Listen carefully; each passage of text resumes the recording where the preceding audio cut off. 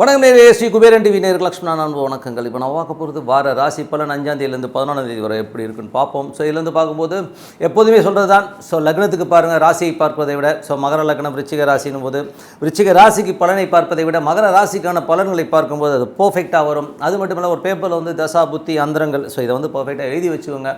எழுதி வச்சுட்டு ஸோ அதையும் வந்து சிங்க் பண்ணி பார்க்கும்போது ரொம்ப பர்ஃபெக்டாக இருக்குங்கிறது தான் உண்மையான விஷயம். ஸோ கண்டிப்பாக உங்களுக்கு வந்து இது பழக்கத்தை கொண்டீங்கன்னா நீங்கள் வந்து நல்ல ஒரு 90% அந்த பலன்களை நீங்கள் பார்க்கலாம். அதுக்கப்புறம் பார்த்தோம்னா ஏற்கனவே நம்ம சொன்ன மாதிரி வந்து குரு ராகுடைய இணைவு அதை பற்றி நிறைய பேசியிருக்கோம். ஸோ குரு ராகுன்றது வந்து பார்த்திங்கன்னா இப்போ நியரஸ்ட் டிகிரி குருவும் ராகு மீட் ஆகிற இந்த நேரத்தில் பார்த்திங்கன்னா ஒரு பெரிய ரயில் விபத்து மோடன் ஒரு 500 பேருக்கு மேலே இறந்துருக்காங்கன்னும் போது எவ்வளோ கொடூரமானோ, அதுவும் விசாக நட்சத்திரம் குருவுடைய நட்சத்திரத்துக்கு அன்றைக்கி நடந்திருக்கு. ஸோ எவ்வளோ ஒரு பேத்தட்டிக்கான விஷயம் பாருங்கள். ஸோ அதனால் வந்து அந்த குரு ராகு இணைவு வந்து 10ஆம் தேதி வரை இருக்குது. யாருக்கெல்லாம் குரு திசை புத்தி அந்தரம் நடக்குதோ, ராகு திசை புத்தி அந்தரம் நடக்குதோ, அவங்களாம் கொஞ்சம் 10ஆம் தேதி ரொம்ப கேர்ஃபுல்லாக இருக்கணும். வண்டி வாகனம் ஓட்டும் போதும் கொஞ்சம் வந்து ஜாகிரதையாக இருக்க வேண்டிய ஒரு காலகட்டம் தாங்க. ஸோ அதுக்கப்புறம் இந்த வீடியோட எண்டில் டிப் ஆஃப் த வீக் இருக்குது, மறக்காமல் பாருங்கள். சிம்மராசி. ஸோ சிம்மராசிக்கு வந்து பார்த்திங்கன்னா உங்களுக்கு உங்களுடைய ராசி அதிபதி 10ல் இருக்கும்போது நல்ல லாபங்களை கொடுப்பார், நல்ல கான்ஃபிடன்ஸை கொடுக்குறதுக்கான வாய்ப்புலாம் ரொம்ப நல்லாயிருக்கு. ஏன்னா கேந்திரத்தில் உள்ள கிரகங்கள் வந்து நல்ல விஷயங்கள், நல்ல மாற்றங்கள், நல்ல ஏற்றங்களை கொடுக்கும். அதுவும் 11ஆம் அதிபதி 10ல் இருக்கும்போது பெரிய லாபங்களை கொடுப்பதற்கான வாய்ப்புலாம் நல்லாயிருக்கு. 2ஆம் அதிபதி 10ல் இருக்கும்போது தொழில் சார்ந்த விஷயங்கள், நல்ல பிரயாணங்கள், நல்ல லாபங்களை கொடுப்பதற்கான வாய்ப்புலாம் ரொம்ப நல்லாவே இருக்குது. ஸோ நல்ல விஷயங்கள், நல்ல மாற்றங்கள்லாம் இருக்குது. 3ஆம் அதிபதி 12ல் இருக்கும்போது தேவையில்லாத சண்டை சச்சரவுகளோ இல்லை சந்தேகங்களால் ஒரு மனக்காயங்கள் ஏற்படுவதற்கான வாய்ப்புலாம் ரொம்ப கவனமாக இருக்கணும். அம்மாவுக்கு உங்களுக்குமே ஒரு சின்ன சின்ன மனஸ்தாபம் வந்து சின்ன சின்ன விஷயங்களுக்கு வந்து அம்மா கோச்சிக்கிறதுக்கான வாய்ப்பு ரொம்ப கவனமாக இருக்கணும். வீடு நிலபுலன்கள் சொத்து வகையறாக்கள் விற்பனை சம்மந்தமான விஷயம் ரொம்ப கேர்ஃபுல்லாக இருக்க வேண்டிய ஒரு காலகட்டம் தான். ஸோ அதை ஏதாச்சும் அக்ரிமெண்ட் டாக்குமெண்ட் ஏதாவது சைன் பண்ணி அர்ஜென்ட்டில் போட்டிங்கன்னா அதனால் கொஞ்சம் நமக்கு வந்து மனசில் வந்து ஒரு படபடப்போ ஒரு டென்ஷனோ உருவாகும். ஸோ அதனால் ரொம்ப கவனமாக இருக்க வேண்டிய ஒரு காலகட்டம். ஏன்னா உங்களுக்கு வந்து 3 மற்றும் 4ஆம் அதிபதி வந்து 12ல் இருக்கும்போது சொத்து விற்கிறது புத்திரித்து வச்சில்லை, ஆனால் விற்கும்போது என்ன பண்ணணும், கொஞ்சம் கேர்ஃபுல்லாக வந்து அது பார்ட்டி கரெக்டாங்கிறது வந்து பார்த்துக்கணும். அதே மாதிரி சைன் பண்ணதுக்கப்புறம் நமக்கு வந்து கொஞ்சம் டென்ஷன் வரும். புதிய அக்ரிமெண்ட் டாக்குமெண்ட்டு இதெல்லாம் சைன் பண்ணுறது முன்னாடி 1க்கு 2 வாட்டி வந்து நீங்கள் வந்து அக்ரிமெண்ட்லாம் படித்து பார்த்து கையெழுத்து போகிறது ரொம்ப ரொம்ப நல்லது. மற்றபடி 5ஆம் அதிபதியான குரு. ஸோ 5ஆம் அதிபதியான குரு வந்து பார்த்திங்கன்னா 9ல் குருவாக இருக்கும்போது குழந்தைகள் விஷயங்கள் நிறைய மனஸ்தாபங்கள், மன உளைச்சல்கள் ஏற்படுவதற்கான வாய்ப்பு இருக்குது. யாரெல்லாம் சிம்ம லக்னமாக இருந்து குரு தேசை புத்தி அந்தரம் நடக்குதோ, ராகு தேசை புத்தி அந்தரம் நடக்கும் 10ஆம் தேதி வரை நிறைய மன உளைச்சல்கள் ஏற்படுவதற்கான வாய்ப்பு ரொம்ப கவனமாக இருக்க வேண்டிய ஒரு காலகட்டங்கள் தாங்க. அது மட்டும் இல்லாமல் இந்த வீடு சம்மந்தமான விஷயம், தாயார் சம்மந்தமான விஷயம், மன உளைச்சல் வரும்னு சொன்னேன் இல்லையா. இது யாருக்கு மேஜராக நடக்கணும், சிம்ம லக்னமாக இருந்து செவ்வாய் திசை புத்தி அந்தரம் நடக்கணும் ரொம்ப கேர்ஃபுல்லாக இருக்க வேண்டிய காலகட்டம் தான். அதுக்கப்புறம் பார்க்கும்பொழுது உங்களது 6ஆம் அதிபதி. ஸோ 6ஆம் அதிபதி வந்து 7ல் இருக்கும்பொழுது கணவன் மனைவிக்கு நடுவில் நிறைய டிஃப்ரென்ஸ் ஆஃப் ஒப்பீனியன் வரதுக்கான வாய்ப்பு ரொம்ப கவனமாக இருக்கணும். அதே நேரத்தில் வந்து வேலையில் இருக்கவங்க, ஒரு வேலையில் வந்து கொஞ்சம் ஒர்க்கராக இருக்கவங்க வந்து தொழிலாளர்களுக்கெல்லாம் வந்து நல்ல ஒரு பெரிய வருமானங்கள், பெரிய ஏற்றங்கள் கிடைப்பதற்கான வாய்ப்பும் ரொம்ப சிறப்பாக இருக்குது. நல்ல லாபங்களை கொடுப்பதற்கான வாய்ப்பும் ரொம்ப நல்லா இருக்குங்க. 7ல் உள்ள சனி வந்து பார்த்திங்கன்னா உங்களுக்கு நிறைய சின்ன சின்ன மனக்காயங்கள், ஸோ ஒய்ஃபோ கணவனோ வந்து ரொம்ப சோம்பேத்தனமாக இருக்காங்க, எடுத்த வேலையை சரியாக பண்ணலைங்கிற மாதிரி எண்ணங்கள், பார்ட்னர்ஷிப் நடுவே வந்து சின்ன சின்ன ஒரு கருத்து வேறுபாடு உண்டுனா கொஞ்சம் கவனமாக இருக்க வேண்டிய ஒரு காலகட்டம் தாங்க. ஸோ 8ஆம் அதிபதி 9ல் இருக்கும்போது அது குரு ராகுவோடு இருக்கும்போது எதிரிகள் விஷயங்கள் ரொம்ப கவனமாக இருக்கணும். அது வந்து யாருக்கெல்லாம் சிம்ம லக்னமாக இருந்து உங்களுக்கு வந்து குரு தேசை புத்தி அந்தரம் நடக்குதோ, ராகு தேசை புத்தி அந்தரம் ரொம்ப ரொம்ப கேர்ஃபுல்லாக இருக்கணும் ஒரு காலகட்டம். வண்டி வாகனங்கள் ஓட்டும்போது ரொம்ப ஜாக்கிரதையாக இருக்கணும். ஏன்னா வந்து இந்த காலகட்டங்களில் தான் வந்து நமக்கு ஏதாவது விபத்துகளோ ஏதோ நடக்கிறதுக்கான இப்போ நிறைய இருக்குது. ஸோ கொஞ்சம் கவனமாக இருக்க முடியும். அதுவும் 10ஆம் தேதி வரை ரொம்ப கவனமாக இருக்கணும். 10ஆம் தேதிக்கு மேலே எல்லாமே ஓரளவுக்கு சால்வ் ஆகிறதுக்கான இப்போ சிறப்பாக இருக்குது. இப்போ உங்களுக்கு வந்து என்றைக்குமே வந்து பார்த்திங்கன்னா 9ல் வந்து அதுவும் பாதகஸ்தானத்தில் குரு ராகுடைய இருக்கிறனால அப்பா கிட்ட பேசும்போது பழகும்போது வெளிநாட்டில் இருக்கவங்களாம் இந்த சட்ட சிக்கல்களோ பெரிய பிரச்சனையில் மாற்றத்துக்கான வாய்ப்பு 10ஆம் தேதி வரை ரொம்ப கேர்ஃபுல்லாக இருக்க வேண்டிய இருக்கணும். அது வெளிநாட்டில் இருக்கும் இந்த பாஸ்போர்ட் விசா இந்த மாதிரி விஷயங்கள்லாம் வந்து ரொம்ப கேர்ஃபுல்லாக வச்சுக்க வேண்டிய ஒரு காலகட்டம் தாங்க. ஏன்னா அங்கே போய் அங்கே ஒரு லாக்கில் மாற்றதுக்கான வாய்ப்பு ரொம்ப கவனமாக இருக்கணும். தொழில் சம்மந்தமான விஷயங்கள், தொழிலில் வந்து பார்த்திங்கன்னா உங்களுக்கு சுக்கிரன் வந்து பார்த்திங்கன்னா உங்களுக்கு 12ல் இருக்கும்போது நல்ல லாபங்களை கொடுத்தாலும் வந்து கொஞ்சம் நிறைய எக்ஸ்டென்ஷன், புதிய அக்ரிமெண்ட், புதிய டாக்குமெண்டேஷனால் வந்து ஒரு விரயங்களை ஏற்படுத்துவதற்கான வாய்ப்புகள் ரொம்ப கவனமாக இருக்கணும். காரணம் என்ன, செவ்வாய் வந்து நீச்சமாய் அங்கே செவ்வாய் சுக்கிரனோடு சேரும்போது கொஞ்சம் அதனால் ஒரு மன உளைச்சல்களோ மனக்காயங்களோ வருவதற்கான வாய்ப்புகளும் ரொம்ப கவனமாக இருக்கணும்.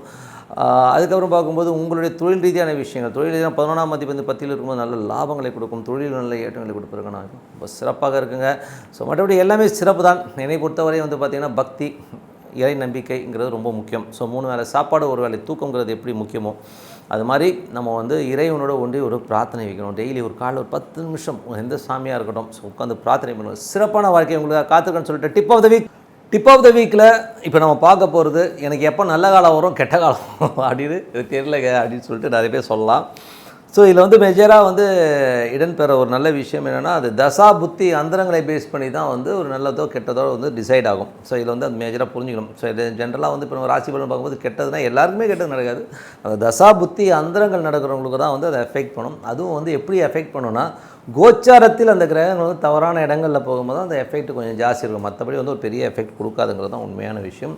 அதே மாதிரி வந்து நட்சத்திரங்கள், ஸோ நீங்கள் ஒரு திசை நடக்குதுன்னு வச்சுக்கோமே, அந்த நட்சத்திரத்துடைய பாதாசாரங்கள் ரொம்ப மெயினாக வரும். ஸோ நட்சத்திரங்கள் அது வந்து நமக்கு டே டு டே லைஃப்பில் வந்து ரிஃப்ளெக்ட் ஆகிறத கண்டிப்பாக பார்க்கலாம்.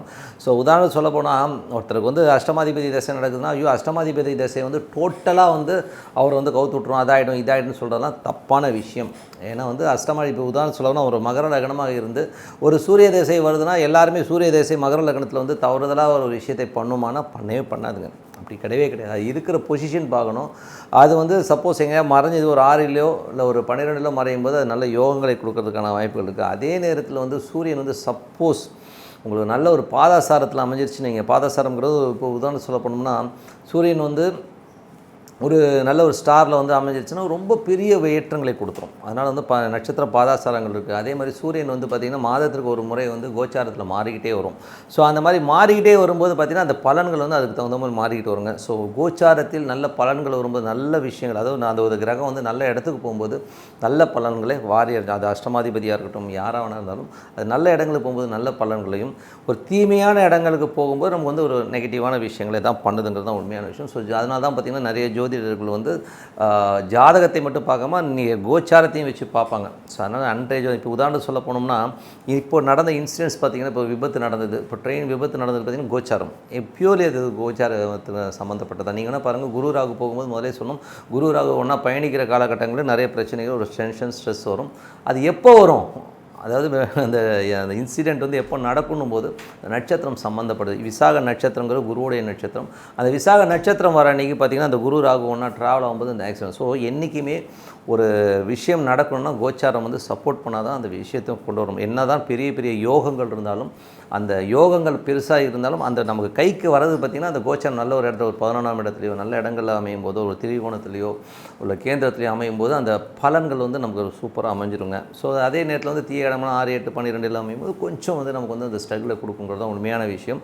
ஸோ இதை மிங்கிள் பண்ணி பார்க்கணும். அது மட்டும் இல்லை, இன்னொரு அடுத்த விஷயம்னா வர்க்க சக்கரம்னு ஒன்று இருக்குது. ஸோ ஒரு கிரகம் வந்து எல்லா இடத்துலையும் தப்பாக இருக்குமானா எல்லா இடத்துலையும் தப்பாக இருக்காது. ஏன்னா ஜென்ரலாக ஜோசியம் பார்க்குறவங்க வந்து ஐயோ அஷ்டமாதிபதி தசை அதுன்னு பயமுறுத்தும், அப்படிலாம் கிடையாது.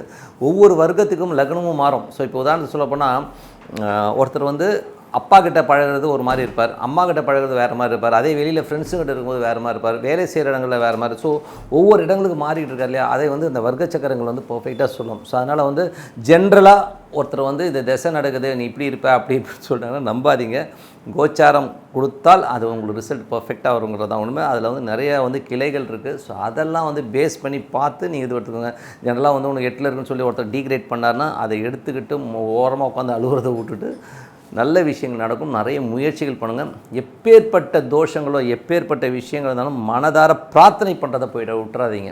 அதனால திருப்பி எது சொல்லணும்னா, பிரார்த்தனைக்கு நிகர் வேறு எதுவுமே. லட்சக்கணக்கில் வந்து நீங்கள் என்ன தான் பரிகாரம் ஆனாலும் பிரார்த்தனை ரொம்ப ரொம்ப அவசியங்க. ஸோ மனதார வந்து இறைவனை சரணடைஞ்சு நீங்கள் பிரார்த்தனை பண்ணிங்கன்னா உங்களுடைய ரிசல்ட் வந்து அடுத்த லெவலில் பெரிய லெவலில் இருக்குன்றது உண்மை. ஸோ அது வந்து எப்படின்னா, நீங்கள் வந்து உடனே நான் இன்றைக்கி பிரார்த்தனை பண்ணேன் எனக்கு நாளைக்கே ரிசல்ட் வேணும் அப்படின்னா அப்படிலாம் ஆகாது. ஸோ எதுவுமே இல்லாமல் நான் உங்ககிட்ட சரணடைந்து நீ தான் பார்த்துக்கணும்னு சொல்லிட்டு டெய்லி அப்படியே பிரார்த்தனை பண்ணிட்டு வாங்க. கொஞ்சம் கொஞ்சமாக அதுக்கான வெளிச்சங்கள் தெரியும். உங்களுக்கு இருள் விலகி ஒளிமயமான நல்ல ஒரு வாழ்க்கை அமையும் சொல்லிட்டு உங்களிடம் விடைபெறுவது உங்கள் லக்ஷ்மி நாராயணன். நன்றி, வணக்கம். ஸ்ரீ குபேரன் டிவியை பார்த்தமைக்கு நன்றிகள். மேலும் இது போன்ற தகவல்களை தெரிந்து கொள்ள ஸ்ரீ குபேரன் டிவியை சப்ஸ்கிரைப் செய்யுங்கள். மறக்காமல் பெல் ஐக்கானை கிளிக் செய்யுங்கள்.